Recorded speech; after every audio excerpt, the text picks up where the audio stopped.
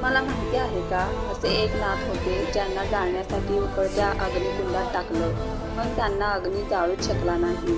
ही गोष्ट आहे जालिंद्रनाथांची. त्यांच्या तपश्चर्येची आणि सामर्थ्याची कीर्ती चारही दिशांना पसरली होती.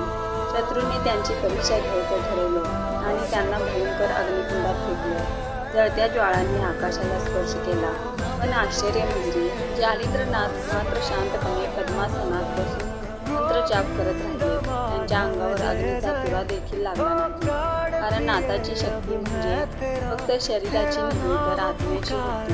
त्या दिवसापासून जालिंद्रनाथांना अग्निकुंडातूनही सुरक्षित राहिलेले नाथ म्हणून ओळखले जाते. म्हणतात ना, खरी साधना आणि आत्मबल असलं तर अग्नीसुद्धा आपला मित्र बनतो.